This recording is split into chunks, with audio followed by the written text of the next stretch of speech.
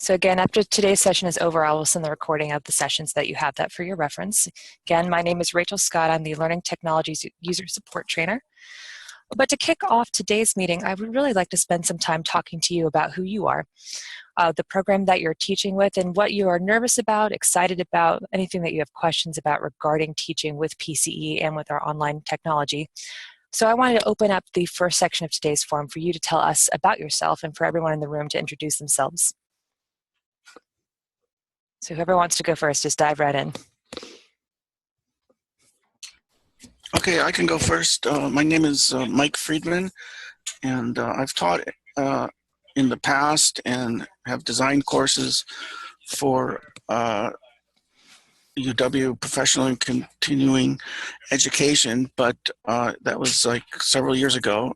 So I'm really excited to be rejoining here, and I'm going to be teaching in the certificate in machine learning, which is area I'm pretty passionate about and that I use in my day job here at Salesforce. And I'm just just glad to rejoin and be on board again. Great, thank you, Mike. I appreciate that.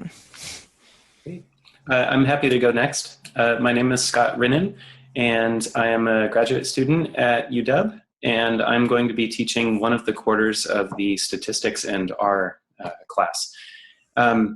I use this kind of stuff in my research all the time, and I'm really happy to help others learn some of these skills. I'm excited to teach the course. I've been TAing the class for the last 2 years, so I feel like I have a pretty good sense of what all is involved in that process. So I'm not coming here so much with lots of questions about the process, but more to just listen in on what everybody has to say. And if any questions come up as we're covering material, then this seems like a great place to find the answer. Great, thank you, Scott. I appreciate your time today. Anyone else willing to jump in and tell us a little bit about yourself? Hey, Rachel, can you hear me? Yes, I can, David. Thank you. Okay. Hello, everyone. I'm going to be TAing for the certificate program for C# with Kevin Ingalls.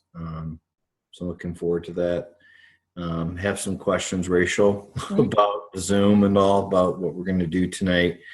And I think we probably know more than what we're letting on or what we think that we know, but there's until you go through it and then absolutely breathe a good relief, sigh of relief when it's all done and all like that. So I am coming from the perspective of asking some questions before our session's over and all like that. So thank you. Okay, great. Hey, Rachel, it's Katie Reckon here. I work at T-Mobile in the Corporate Communications Department, and I will be co-teaching the certificate program for PR. I'm co-teaching, so I'm feeling pretty good about the fact that I have an experienced teacher working with me who's going to lead me, I think, with most of my questions.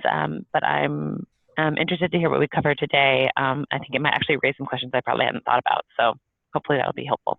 Great. You all might see in the chat, we've got a member of our PCE staff here, Sarah, so that we have it in the recording. I just wanted to mention what she said. This is Sarah Strong. She doesn't have a microphone, but she's a staff member in PCE academic programs, attending the session to learn about Zoom and about what kinds of questions new instructors and TAs have, so as to try to help with the onboarding process in general. So thank you, Sarah. I appreciate that introduction. Anyone else before we move on? Want to talk a little bit about what they're doing? Hi, I'm Tracy Arakaki, and I will be teaching the Biotech Project Management Certificate Program. I am also an alum of that certificate program and the editing program. Great. Thank you, Tracy. Welcome.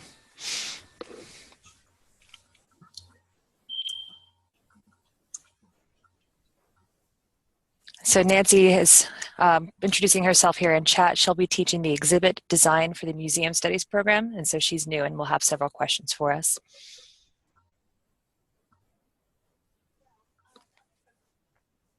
now talking. And the other folks in the room are also with our PCE staff, just as Sarah Strong is, in hopes to learn from you as instructors how we might best support you with the onboarding process. So Danielle, Joanna Hambrick, and myself, we are also all on the PCE team. So we'll move on at this point. Thank you everyone for taking time to get your voice in the Zoom room and introduce yourselves.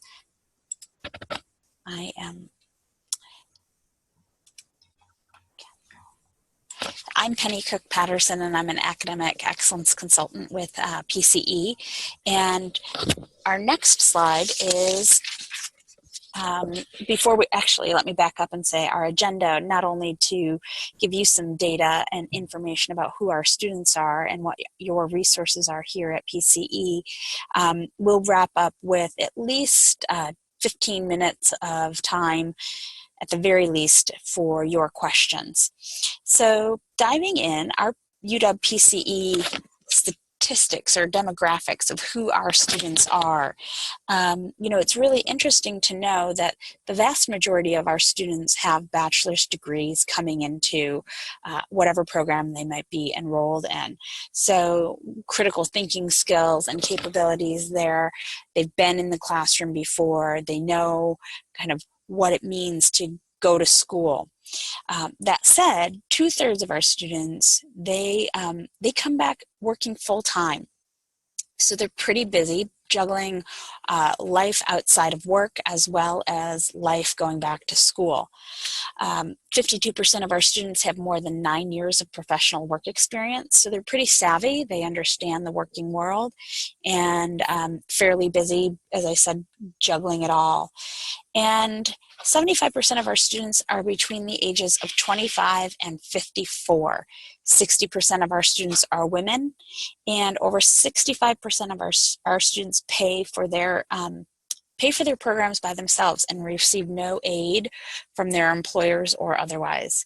So they've got a lot of skin in the game, and I think that that's an important component for our instructors to remember, is that our students, they really are here to learn, and they have relatively strong expectations to walk out of the program at the other end having achieved those learning outcomes. Some other ideas about our students, some other things that you should know: their motivations, their skill sets, that idea of competing obligations. So on the motivation side, students tell us that they come back to school to earn a certificate primarily to advance their career. They're also hoping to broaden their skill base, to explore new ways of doing the work they're already doing, or to really build their capacity to do new things within their roles, take on larger roles within their organizations, make that shift into a higher level position. And sometimes we have folks who are complete career changers. So for example, I used to manage the nonprofit management program as well as the fundraising management program. We had a lot of folks who were coming out of industry wanting to get into nonprofit work as a second career. So quite a few folks, for example, in that case, looking to make career changes. As I mentioned earlier, our students, they have a lot of competing obligations. They're often working, more often than not, they're working full-time. They've got life outside of the classroom as well. With, when you think about that, 75% of our students are between the ages of 25 and 54. Those are peak earning years, peak parenting years, and peak career years. So lots and lots of competing obligations that as instructors we need to consider when developing our work. Another competing obligation is time and sleep. So at the end of the long day, if you're teaching at the end of the day, something to consider is that just like you, these students are coming from a full day and are carrying a lot with them when they walk into the classroom.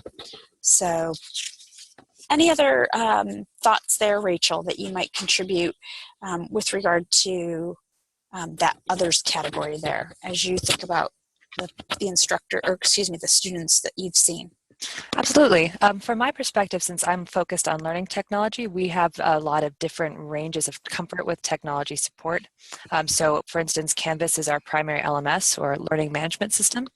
And that is the way that we conduct a lot of our courses in an online environment. But we also have a portfolio of very different types of online or classroom instruction that has either some little or very robust learning technology. So that also factors into how the students experience our course, how well they feel comfortable with learning technology. As we mentioned earlier, this web conferencing tool that we're using right now, Zoom, is actually brand new to our suite of learning tech. So that's another new thing that we're introducing students to. That can add to the layer of complication that can go into the student consideration. Yeah, good point, good point. So as students are stepping into the classroom, if they're using a new technology or tool in support of their learning, that can really add a layer of complexity. So thanks, that's a great point. So moving on, what does UW-PCE expect of our instructors? So we do, as your role steps in to steward our students, we do have some expectations of you, and your program manager should have talked with you about this, and we're here to just make sure that folks are clear that you do have some responsibilities on your end.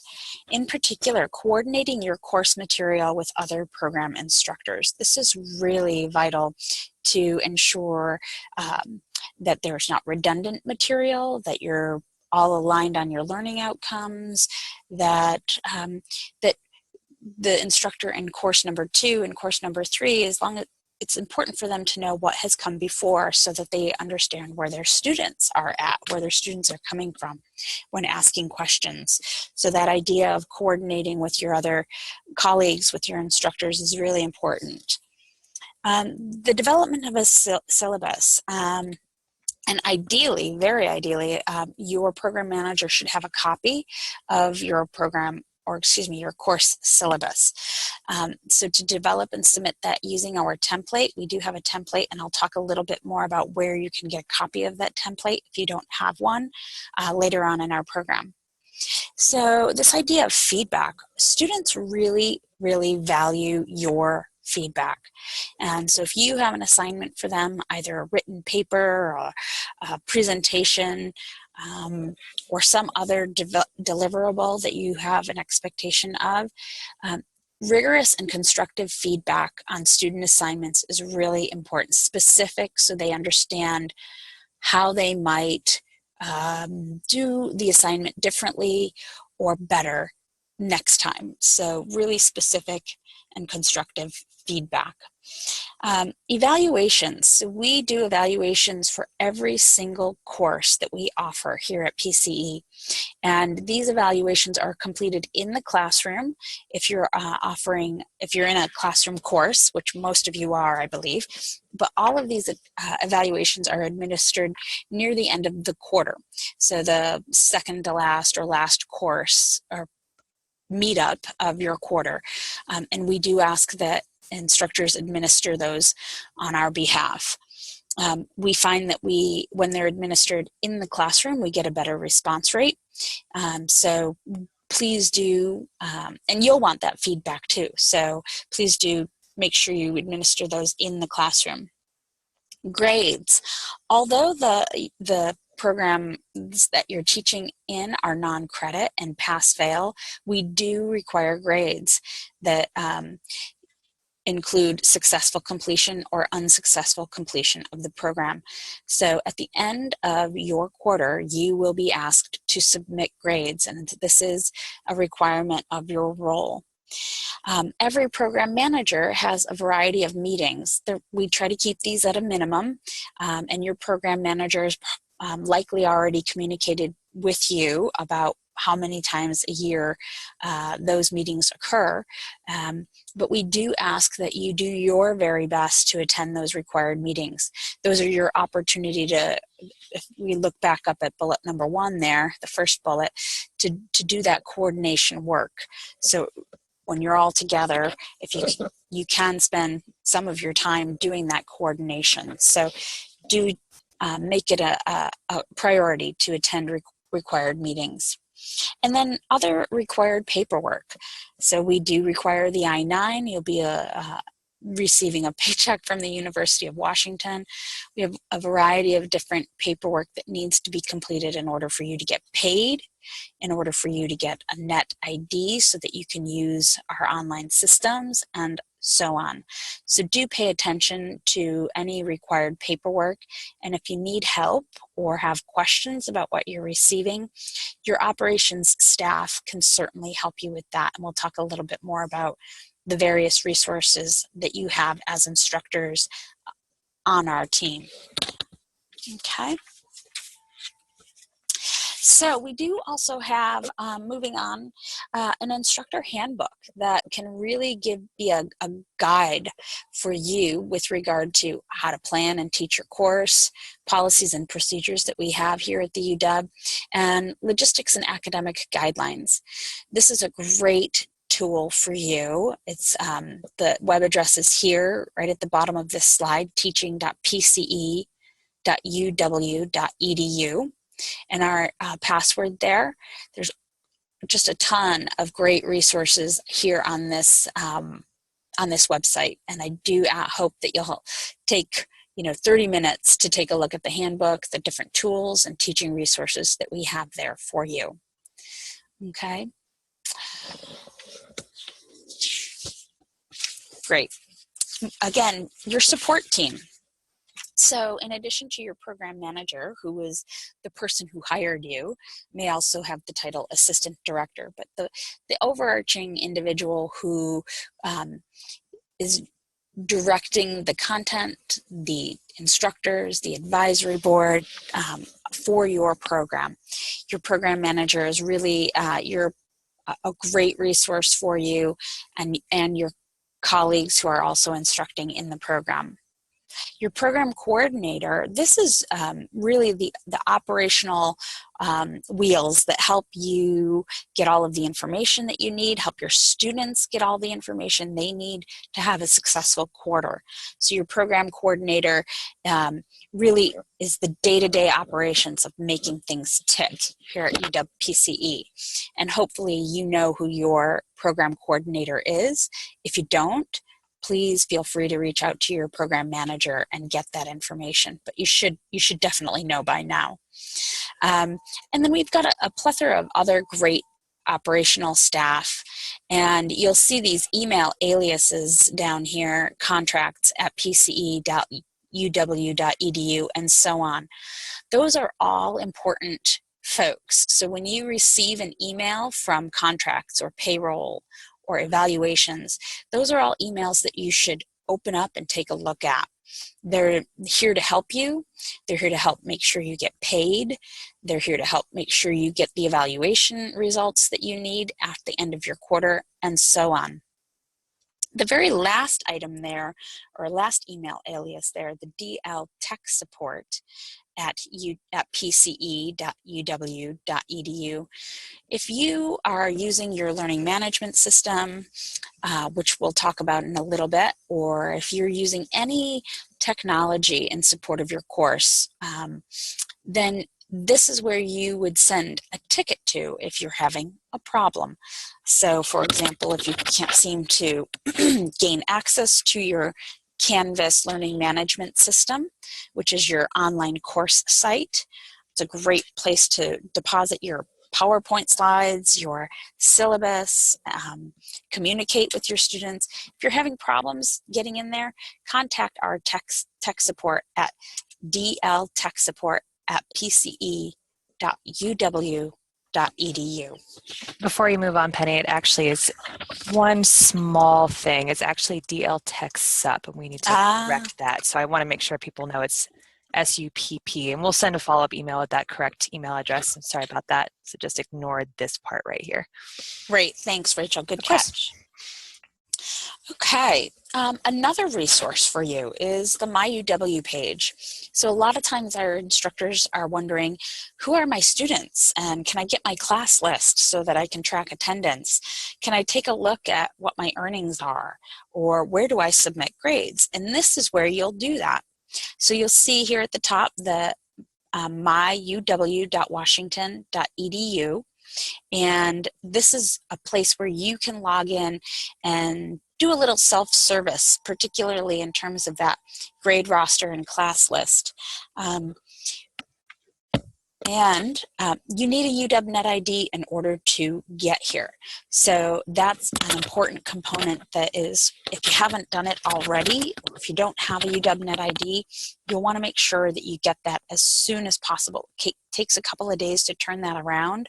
So if you haven't yet gotten your UW Net ID, that is your hall pass, if you will, or your golden ticket to access my UW. It's your hall pass to access your Canvas Learning Management course site and so many other things that we have here that are accessible online.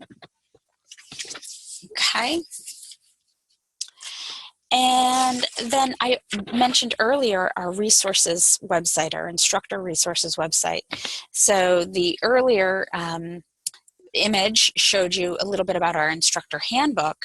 This image shows you here a little bit more about some of the teaching resources that you'll find here on our instructor resources website.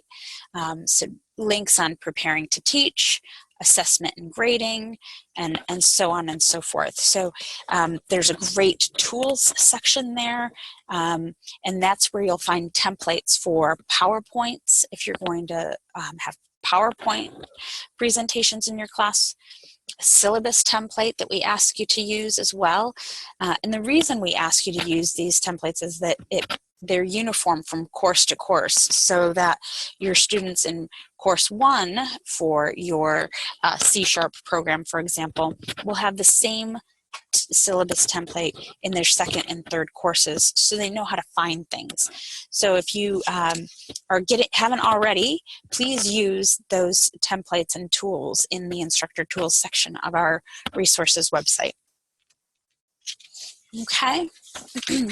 Now I'm going to kick it back to Rachel to talk a little bit more about Canvas, which is our learning management system, where all of our courses are provided a course website. Rachel. Great, thank you, Penny. So as she mentioned, Canvas is where we host our online content, and that can be applied in a variety of different ways. So some courses that we have in PCE are conducted exclusively online, so all content will exist here in Canvas. Other courses will use it as a supplement to a classroom environment, or we have also called a hybrid environment where you've got an in-class section and an online section that work together in a synchronous environment. But Canvas is essentially the hosting platform for any content related to that course. So what we're referencing here in particular, the self-paced online Canvas instructor training, it's the idea of self-paced is that you can be enrolled in it and you can go through that content at any time. We do offer a series of workshops fairly similar to what you're seeing here today, where we'll go through specific features in Canvas and walk you through how to set up different tools and when you might use them in different environments. And all of those trainings are accessible via this Trumba calendar. It's the link that you see there at trumba.com. And you want to keep an eye out for those. It needs to be updated with workshops for the fall, but we'll be having continuous workshops about orientations and particularly about our Canvas learning technology to teach you how to use the tools and how to leverage them depending on the context in which you'll be using Canvas. So for example, this instructor training is broken down into basics, intermediate, and advanced level Canvas skills with the intention that the basics are tools that you might want regardless of your delivery. So if you're an online instructor or a classroom instructor, you're probably going to want to know how to upload files to the Canvas LMS so that you have those accessible to students. So if you're a classroom instructor, you might want to put things like lecture notes and readings in the system. And if you're an online instructor, you'll also want to be doing that in addition to more probably complex organizational methods that you would be doing in Canvas. And as we get more and more advanced, the focus of the course tends to move a little bit more towards online. but it's there for you to use at any time. You can always reference back to it. It breaks down how to use specific features and also points you to the Canvas instructor guides, which is run by Instructor, which is a company that makes Canvas, and they've got a very robust set of resources available to supplement the course that we have available here. But if anyone is interested in enrolling in that course, you can either go to the Trumbo calendar and correspond to a workshop, or you can email me directly and I'll enroll you in there. And Penny, I think that was it for that section. Okay. Thanks, Rachel. So a few other resources and tools that we've got. We have really great classrooms. So if you're at PSP, Puget Sound Plaza, or here on campus, our classrooms are well equipped. Be sure to talk with your program coordinator about what you need. If you need special equipment or free software, we have access to those as well. A dedicated librarian to help curate resources that you might need.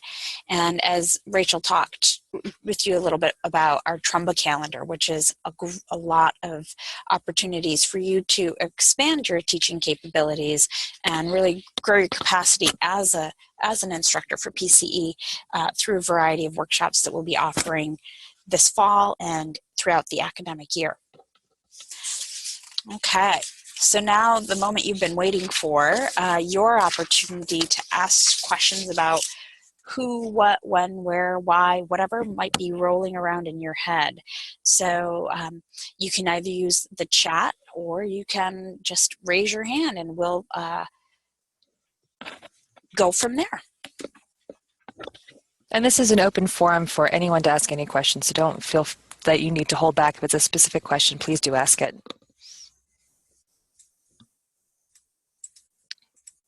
And any question that you ask in the chat, I'm just going to go ahead and read it back to the group so that we have that in the official recording. Okay, Rupert, I see you've raised your hand. Can you guys hear me okay? Yep.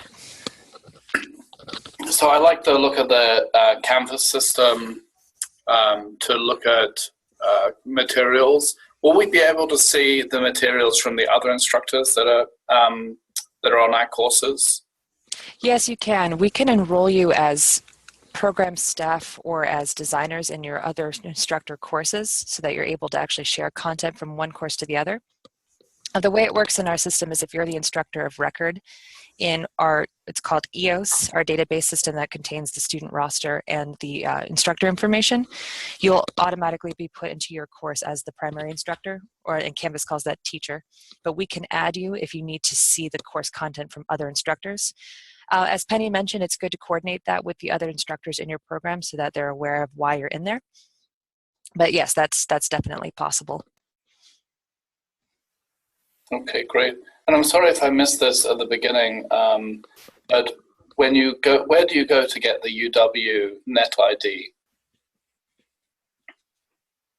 Unmuting myself. Okay, so there's some paperwork that you need to complete in order to get to the point of a UW Net ID. So you have first things first, and that's your I-9. So that has to be processed before the Net ID process can even begin.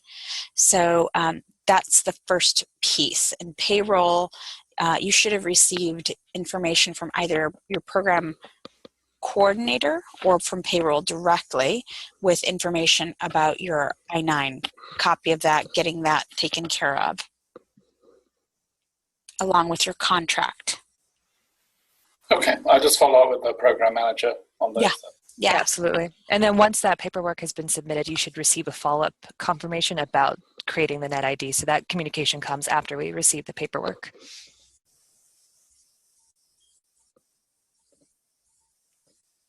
Thank you. Of course. So no, there are other questions out there. So now is your time. But that paperwork that you're talking about, like I-9, that's not until like 2 months before the teaching starts. Is that right? You'd have to wait to that point. That's correct. So if you're not teaching in fall quarter, it's unlikely that you have received that documentation at this point. It's about 6 to 8 weeks in advance of the quarter start. that you'll receive paperwork for completion and submission. Okay, thanks. Yep. David, you are up. Yeah, just maybe a few questions here. I don't want to take up too much time, but might get a little bit involved. Tonight, want to do the recording of the of Zoom and all. So I'm not sure that, and not to get into this as a particular topic, but just as a side topic, I'm not sure that my account has been. I know my Zoom account has been activated, or my email, should I say, for UW has been activated with Zoom, but for some reason, working with Kevin, it seems like he's not able to add me as an alternate host. Okay, with that as a background, right? Sure. Okay. The idea is we still want to see if I could take my laptop and do a recording. I know that Kevin's going to be able to do it off of the main computer, and he's going to do that for sure, because we want to be able to do it right for the first week and then learn as we go along. Of course. Well, excuse me here. Always got a cough at the wrong time, right? But I want to be able to use my laptop because that's the ultimate end game and all like that. Now, the more I think about it, the more questions come in my mind on how it's going to play out. And I don't know if this might be, benefit for everyone to listen to, but okay, so I know that I have Zoom Launcher installed on my laptop, and I don't have to go directly to the URL. I can start up Zoom, and I can just do a recording myself of wherever I'm at, right? That's correct. If you have been given recording permissions by your host.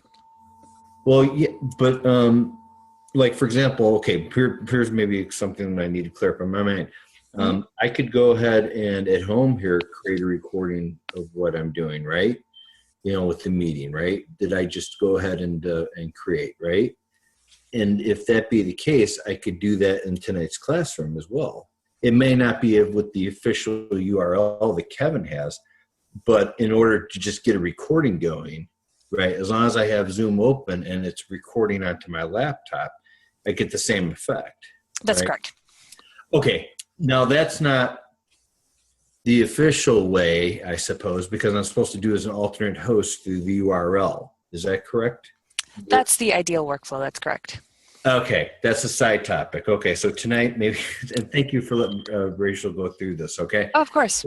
Yeah. So I could go ahead tonight and then just open up my laptop and, open up Zoom, the software itself, not just go directly to Kevin's URL, just open it up, start my recording. Now, here's my next set of questions, okay? I can do the recording of what's Kevin's showing and all like that, but he's not going to be speaking directly into my laptop, and any annotations and just jump in if my thinking's wrong on this, okay? He's not going to be speaking into my laptop. 2, he's not going to do any annotations that he might do on my laptop as well. Right. Although I could get a copy of them from the other computer. See, I have to think. No, I completely understand. And David, actually, I think this would be a good conversation for you and I to have offline. So it sounds like we've got some very specific questions for me to answer for you. Okay. And I want to make sure that we get all that covered before your class tonight. Okay. Yeah, so I'll get in touch with you after the meeting. Just for everyone's context, David and his instructor, Kevin, have graciously offered to pilot Zoom in the classroom actually starting tonight. So we are very grateful for him to be willing to take this kind of scary journey with us. We'll make it happen. Yeah, absolutely. So I do want to make sure that we cover all of those questions for you. Okay.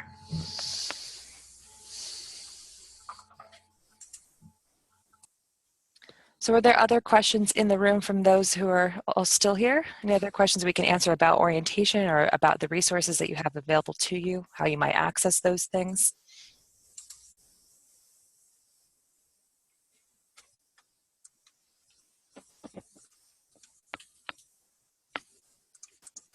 And if not, we can also cut the meeting short, but we do want to make sure that we gave you plenty of time to be able to really explore some of these resources with us if you have questions.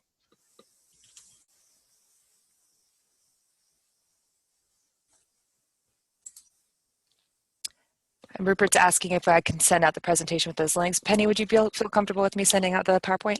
Of course, yes. Okay. So yes, I will send that to the meeting participants along with the recording from today so that you have access to all that information and the links that are in there. And I'll make sure to update the DL Tech SUP ticketing system. I did want to mention something about that really quickly. The reason we ask for you to do that is it not only allows us to have a record of tickets and issues that you might be experiencing and make sure that we provide the support that you need, but it also allows us to make sure that we have the training resources available that you're going to want going forward. So for instance, if there's a consistent question about Canvas that instructors aren't getting answered, that's valuable for me to know so that I can update the training resources and put that information in there if it's something that is consistently coming up as a question or a concern. So anytime that you do have a question, it's really great to send it through that DL Tech SUP at PCE website, or I'm sorry, email address, so that we have an official record. We can actually get data-driven results from there.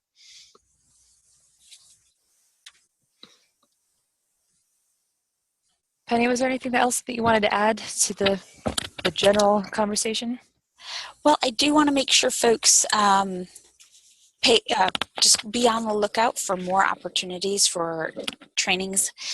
We will be doing an adult learning principles workshop, which will be likely offered face-to-face in the near term, probably sometime mid-October. Invitations for that will be coming out shortly. We'll likely record that as well, so it becomes available online for folks who are unable to attend in person. So as always, pay attention to your email and hope to see you either in an online training in the future or maybe even in the classroom. And also just a really big thanks to all of you for taking time out today to learn a little bit more about who our students are and to just learn a little bit more about who you are as our instructors coming on board here at PCE. So thanks for making time today. Thank you very much, everyone. I appreciate your time as well. Hopefully we'll cross paths again soon. Thank you. Thank you. And Thank you. thank you Hi, all. Rachel. Yeah, David, if you want to stay online here, we can keep talking. Yeah, sorry about that. I knew No, going thanks. into it, wasn't going to be, getting into other No, not at all. I wanted to make sure we can cover your questions because I know that this is very time sensitive. Yeah. And another thing that just came up, probably I'll let you direct the conversation in a second, but I want to make sure I get so you know where I'm coming from. Mm-hmm. So maybe I'm imagining a question that doesn't exist, or make sure I get it out there. Is that if my laptop is up there at the front, it has to be, because it has to have the camera, right, in order to do the recording, then I'm just thinking that I have to be seated up there at the